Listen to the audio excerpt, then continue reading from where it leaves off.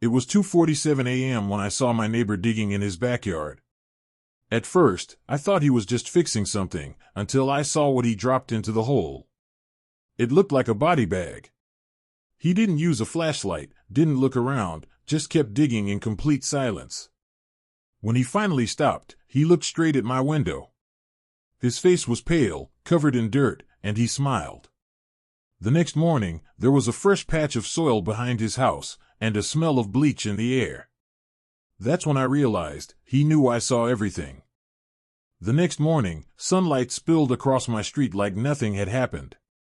Birds were chirping, sprinklers were running, it looked like every other perfect suburban day. But I couldn't stop thinking about what I'd seen last night.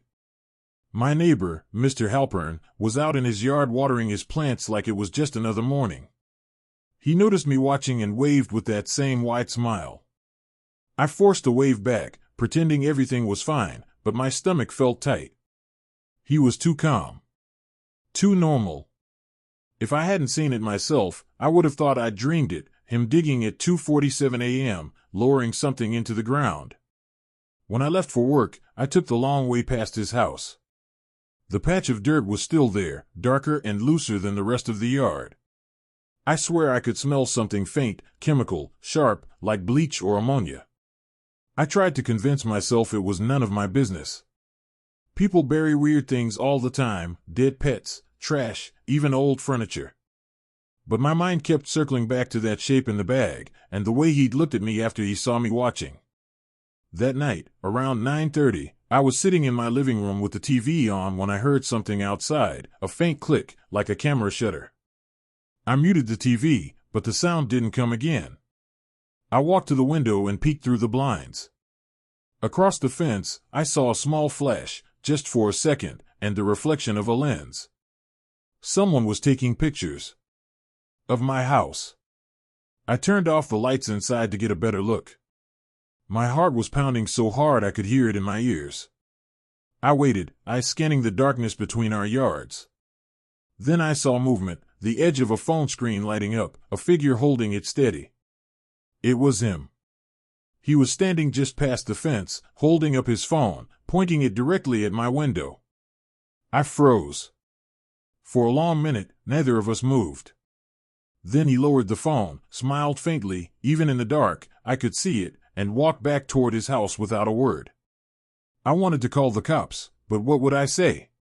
My neighbor might be taking pictures of me. They'd just tell me to close my curtains. That night, I barely slept. Every creak of the house made me flinch.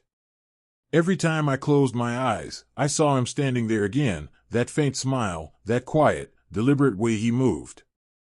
I kept wondering, what if whatever he buried wasn't just garbage? What if he was hiding something else entirely? When I finally drifted off, I woke up to a new message on my phone. No number. No name. Just one sentence. You shouldn't stay up so late. It's bad for your health. And that's when I knew he was watching me. I barely slept that night. Every sound felt amplified, the ticking clock, the faint hum of my refrigerator, the wind brushing against the window. By morning, I felt like a ghost in my own house. When I stepped outside to grab the mail, Mr. Halpern was already there, trimming his hedge. He looked up, smiled again, and said, "Rough night?" His voice was calm, too calm, and for a moment, I wondered if he somehow knew I'd gotten his message. I forced a small laugh, muttered something, and went back inside. But my hands were shaking. I checked my phone, that message was gone. Completely erased from my inbox, as if it had never existed. That was the moment I decided I needed proof. Something physical, something undeniable. Because no one would believe me otherwise. That night, around 1 a.m., the neighborhood was silent. No cars, no lights, just a still, heavy darkness. I slipped on my jacket, grabbed a small flashlight, and climbed over the fence into his backyard. The air was cold, and the smell of wet dirt and bleach still lingered faintly. I walked to the patch of ground where I'd seen him digging. My hands trembled as I started clawing at the dirt. The soil was soft, freshly turned. My flashlight flickered, and for a split second I thought I heard movement, a creak from his porch. But it stopped, so I kept going. After about a minute, my fingers hit something, plastic. Thick, black, and tied with rope. My chest tightened. I hesitated, every instinct telling me to stop. But curiosity won. I pulled the corner up, untied the knot, and peeled it open. Inside wasn't a body. It was a garbage bag filled with photographs. Hundreds of them. I picked one up. It was a picture of a woman from down the street, Mrs. Carson.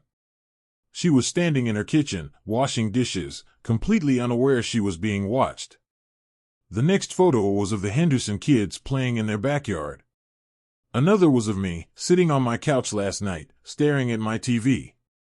My hands went numb. On the back of each photo, written in neat black ink, were names, dates, and addresses. The most recent one stopped my breath cold. Mine, 11/12. That was today's date. I dropped the photos and stumbled backward. That's when I heard it, a slow creak from the porch. I turned my flashlight toward the sound. There, at the edge of the yard, stood Mr. Halpern. His face half hidden in the dark, hands at his sides. He didn't say a word. He just smiled, that same, frozen smile, and whispered, "You really shouldn't be here." I ran, nearly tripping over the fence as I scrambled back into my own yard. My heart was hammering so hard it hurt. When I looked back, his yard was empty again. But his back door was wide open. After that night, I couldn't think straight. Every noise made me jump. Every shadow looked like him. I told myself I should call the police again, but what could I even say? My neighbor smiles too much? He has pictures of me? It sounded insane, but I knew what I saw. The next evening, I tried to act normal. I kept my curtains drawn and left a few lights on, but my house felt smaller, darker. I was about to make coffee when I noticed something outside. My backyard gate was open. I never leave it open. I walked closer to the window, and there it was again, the smell. That same faint mix of bleach and damp soil. I froze. My phone buzzed in my pocket, and I almost dropped it. A message from an unknown number. "You shouldn't have touched my things." My heart stopped. I backed away from the window just as the power went out. The entire neighborhood went black. Street lights, porch lights, everything. For a few seconds, there was total silence. Then, footsteps. Slow, deliberate, crunching on gravel, coming from the direction of the fence. I grabbed a kitchen knife and locked myself in the bathroom. My hands were shaking so hard the blade clattered against the sink. The footsteps grew louder, steady, heavy, moving through my living room. He was inside. I called 911 with trembling fingers. The operator told me to stay quiet, stay hidden, officers were on their way. But I could hear him moving closer. The sound of boots on tile. The faint drag of fingers across the wall. He stopped right outside the bathroom door. For a full minute, I didn't breathe. Then the doorknob turned, just slightly, and stopped. And then, a whisper. "You shouldn't have seen that." I pressed my hand over my mouth to keep from screaming. Then, nothing. No footsteps. No sound. Just silence. When the police finally arrived, they found the back door wide open. No sign of forced entry, no footprints, nothing disturbed, as if no one had been there at all. They searched his house next. It was empty. Completely empty. Every piece of furniture gone, every photo removed, closets bare. Like he'd packed up and vanished overnight. The only thing they found was a single item on my kitchen table, a photograph. My photograph. I'm standing by my bedroom window in it, staring out into the night. It's the exact same moment I'd seen him bury something that first night. Only in this photo. I'm smiling. And behind me, reflected faintly in the glass, there's someone else standing in my room. Someone I never saw.